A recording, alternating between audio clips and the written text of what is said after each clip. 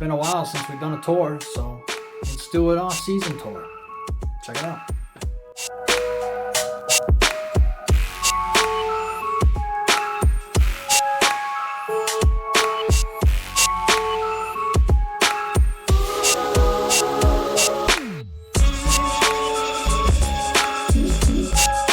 I'm never sure where to start these videos, these tours, so I guess we'll start here.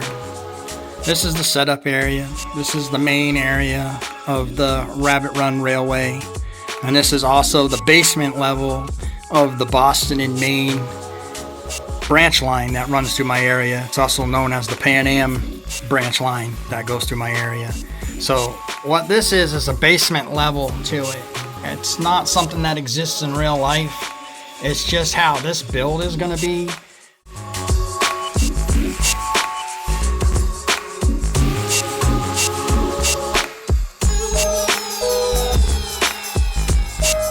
This ain't going to be your traditional style layout for sure, with all the bricks and my style building and my plan to go to the ceiling and all that. But yeah, this area here, you're just going to see a bunch of changes. The computer's not going to be here. The computer's actually going to be up there on a wall, on a shelf. This area is all going to be built out. I forget how many bricks wide those plates are. I want to say 30. Those will be up here. So this whole area, the Boston and Maine junction, the Boston and Maine branch line, going across the whole area here, will be out about this far. So there'll be plenty of room for lines. Building the branch line, it just gives me a place that everything comes from, and it can come from CSX, it can come from Norfolk Southern, BNSF could be bringing it in, and from there it can go into the Rabbit Run, and from the Rabbit Run it can be dispersed off into the different levels that I have in my mind that I plan on building, to the ceiling, I hope.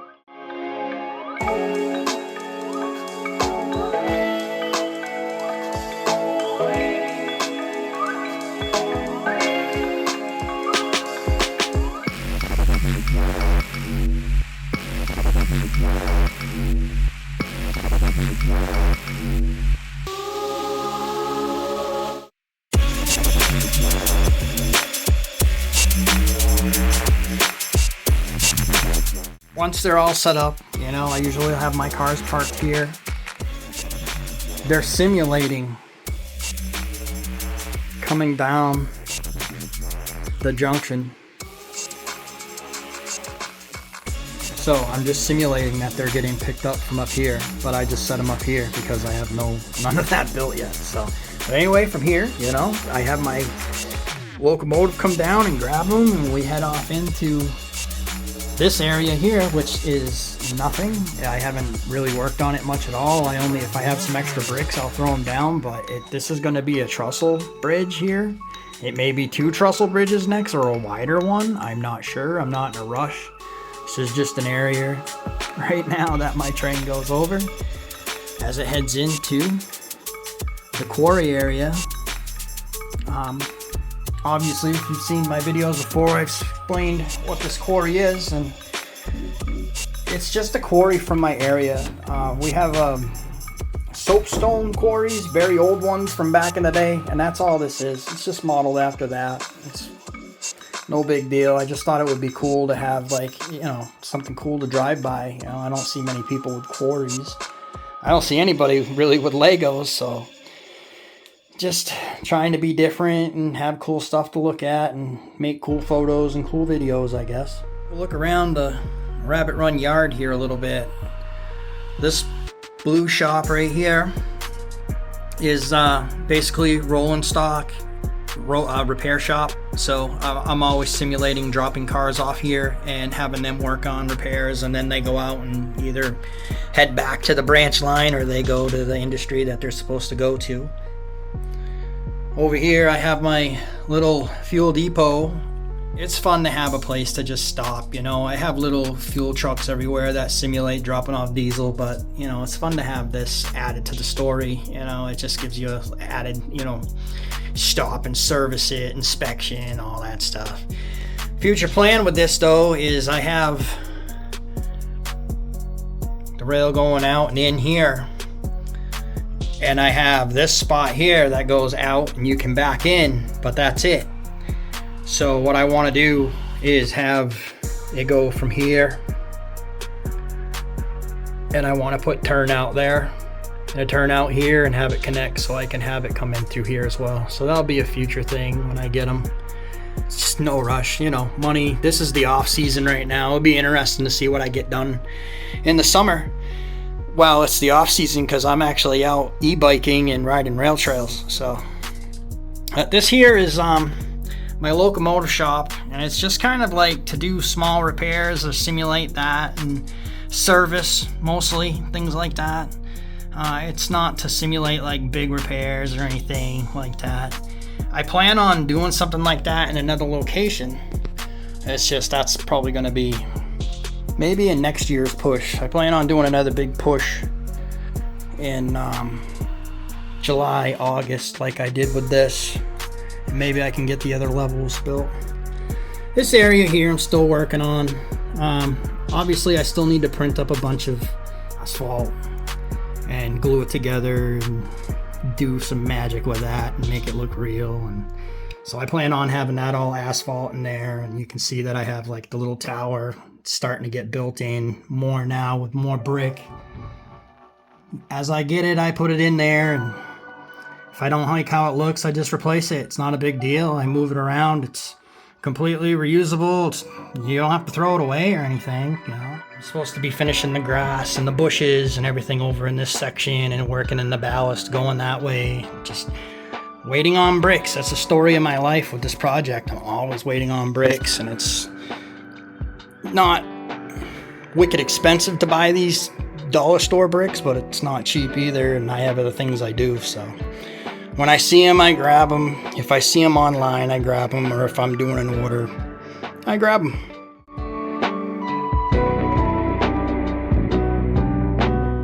What is that?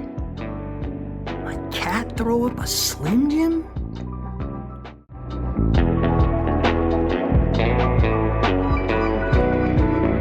Yeah, I know, I need to still wire up these lights. I promise I will. I don't want to rush nothing, because I just don't want to buy a bunch of stuff that I'm going to end up not using, and I'd rather just wait until I have everything that I want and I'm ready to go, and I'll have it all set and hopefully hooked to my computer.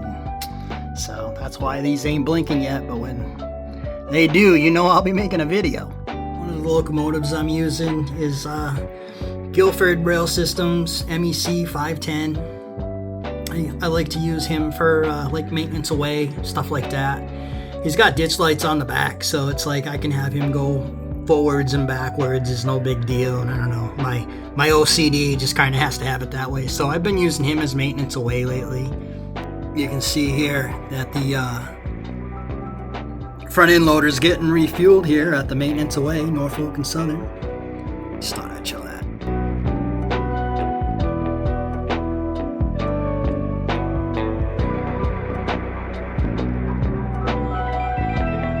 Pan Am Railways MEC 511 in the Smurf scheme. I'm using this as a designated yard switcher right now. It's having motor issues. I sent it out to Atlas to have them repair it. They didn't see the issue, so I'm going to end up putting a motor in it. I've just talked about this in a prior video, but I'm going to put a motor in it at some point. But for right now, I'm going to kill the one that's in there and use it as a yard switcher. And it's doing a good job. I like it.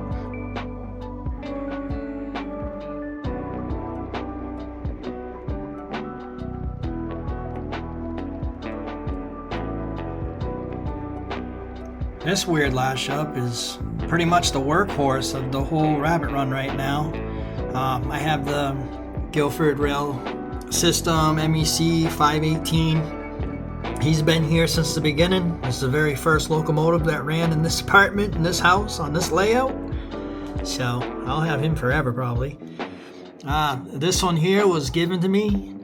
The guy told me that if I could get it running, I could have it. And so it was a project. I have more time in it than the thing's worth, but it's earning its keep now. This thing has to work every day, man. I work this thing to death every day. It's a SD45-2, and it's been downgraded to the 16-cylinder prime mover.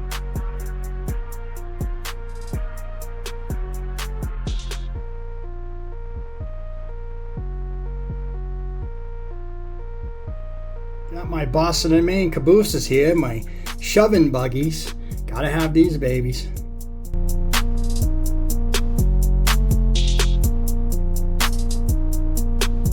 The Boston & Maine junction. I wouldn't believe that this is a real junction. It only exists here in this Lego brick world. But that's what I call it, is the Boston & Maine junction. Or Pan Am junction. Because it's going to lead all the way to a branch line. And it's the Pan Am branch line. Boston & Maine, the old Boston & Maine branch line. This is the Brickyard. I don't have a whole lot going on here. I haven't bought any buildings for it yet. Nothing's made. It's just an area where I have to deliver things. The rail lines that are here technically ain't even going to be where they're at. I don't even know where they're going to be at. This track kind of has been just laying itself, so what I have and where it fits is where it goes. But I have other plans, obviously, by now, of where the track's all gonna lay and where it's gonna go and all that. But yeah, I've been in no rush to buy like buildings or anything like that. I need places for the rail cars to go right now. That's more important than having like cool looking buildings or any of that, or cool looking, you know, like big rigs or any of that, 18-wheelers. Like, these things are just dollar store or $1.75 a piece, you know what I mean? I figured, hey, that's good enough, man. This will work. This is good enough. It takes up empty voids of my layout, you know, and it helps give me some scenery. And I don't know if you guys notice in my videos, but I try to move them around and, you know, alternate them so it kind of isn't always the same stuff in the background. I try. I don't play with this stuff, so, you know. Here's the Brickco helicopter, the CEO of Brickco. I made a couple videos with this. It was fun for me to make. It didn't seem to do too popular on YouTube or anything, but it was definitely a blast for me to make. I love flying RCs and driving RCs, so I mean, if I got trains and helicopters and all that flying around in one video, I got a smile ear to ear. Call this the old Boston & Maine Junction Tunnel. Just needed a way for the trains to go underneath, and well, there it is. Starting to make it look like rock and dirt, and it's got a long ways to go, guys. I need bricks and fill and brown and gray and obviously more ballast, and yeah, quite a ways to go. This is a huge project, but I'm not in no rush. It's fun just doing what I'm doing and posting the videos that I make. And some of the Brickco inventory here. This is all the bricks that I use as fill for like hills. Never really see red, yellow, or anything like that unless it's on one of my like flat cars or bulkhead cars. So mostly just put it inside these mountains. Side of all my hills is all different colors. It's like rainbow clown puke under there, but that's what I do with that. I also have some basic building materials down here for colors: white, brown, black. I gotta get more gray. You can see I have green down there. And yeah, work in progress. This is the Brickyard, Brickco.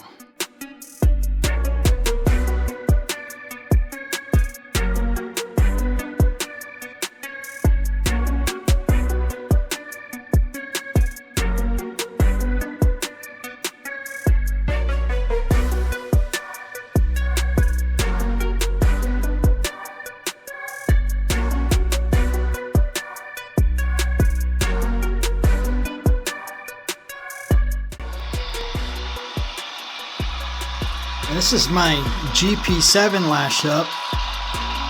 Main Central and in Guilford rail system. It's actually Springfield Terminal.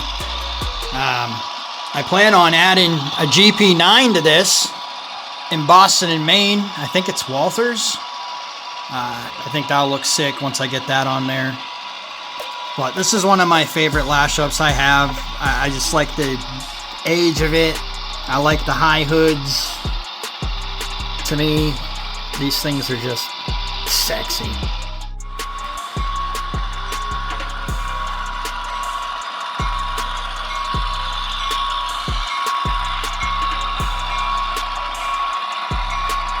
a lot harder trying to control this with one hand, hold the camera in the other.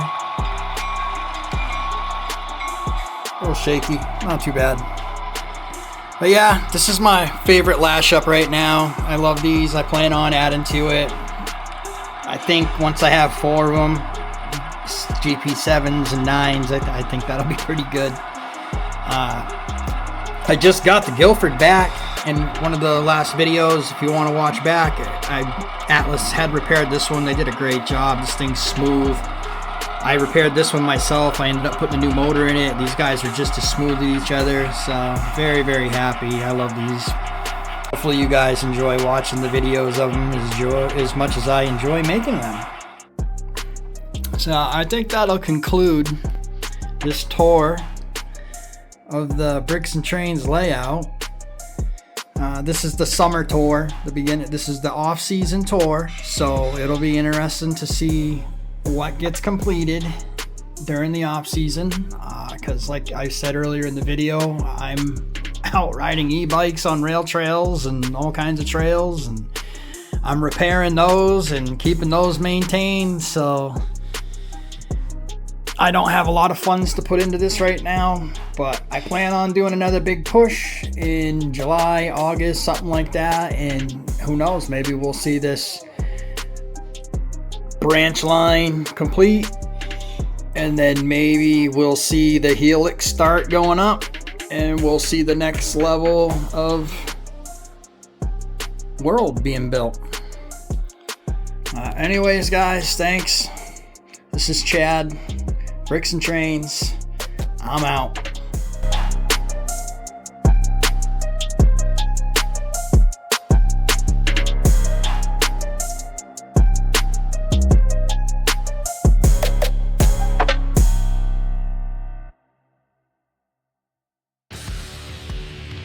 As far as controllers, guys, this is what I'm using. The Easy Command Plus.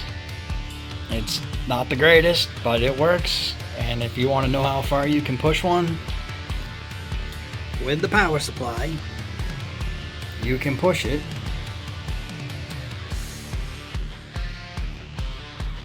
about that far. Honestly, you can go a lot further than this. I just have to section off more pieces of the track and run down more power cables, and it's really about making sure you have it just sectioned off in those 5-foot sections, and it's more about that than it is about how many amps or whatever is going to it. But for now, that's what I'm using. The Easy Command Plus. It got me going. It got me this far. It's making YouTube videos and you guys are watching them, I guess, so that'll work. Yeah, baby. This is Linux. He's a jerk. He's a good kitty. I told him it was time to do a podcast, so he came in. He comes and hangs out next to his little friend here, the Murder Hornet. This is Tamiya Super Hornet from 1993. That's been kind of painted and modified and everything by me. Here's one of my old oval cars. It's kind of a combination of two put together. This is actually for asphalt, paperclip style. That's what it's set up for right now. That's the Mud Boss body that used to go to it.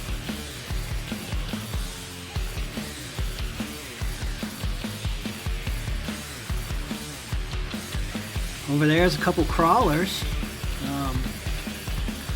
I started out doing crawling events when I got back into RC years ago, and so I started out with the orange one there. That's an Axial Wraith. I doubt they run those anymore, it's pretty old. And then that one there is a custom built that I did. It's made out of brake line, and it's modeled after the 2011 Shannon Campbell Monster Energy King of the Hammers rig. So that's what that is. It's kind of, it's not even really a crawler anymore. It's actually it's more of a rolling model these days than anything. It's a Tamiya chassis with an old crawler chassis that frame that I built. So it's kind of a lot of things mixed together. I have a lot of fun with it. It's full wheel steering, stuff like that. My little buddy. Hi. You come in to do the podcast, huh? You gonna come on here and tell them that the treats suck, huh? Trains are good, but the treats suck, right? You need better treats. You need more treats. Taco needs more treats. Is that what it is? All right, well, you get on here and tell them. You tell them. You just say, listen, I need to have some more treats. I gotta have lots of treats. Treats for the treat. That's right. That's right. You heard me right. Treats for the treat. This is my pride and joy. It's a FMS Cub airplane. It runs on like 3S batteries. I have a lot of fun with this. This is all custom painted by me. It's based on, some of you guys have probably already seen this, but for you that haven't seen it, it's based on a YouTuber's Cub. I don't like to say his name or anything, but yeah. It's kind of based on his, but better, faster. This thing looks fast just sitting slow.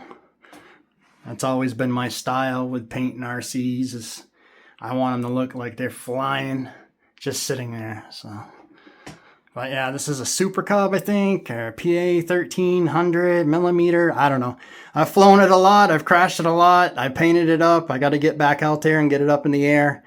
I got to fly my trainer for a little bit though before I put this one up, but no big deal, man. These things, you get it up there, they basically land themselves. This doesn't have, like, it doesn't fly itself or anything, but the wings are so big. It has so much lift that, like, landing it's not a big deal. Anyway, yeah, that's my Super Cub or whatever, FMS.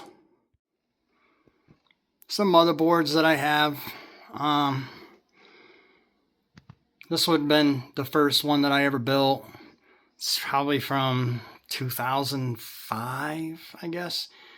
It would have been a single core processor probably in this one. So that's how old that is. And this one here is from 2012. And I think this one was an 8-core processor that I did. Yeah, I like to build computers. It's a hobby.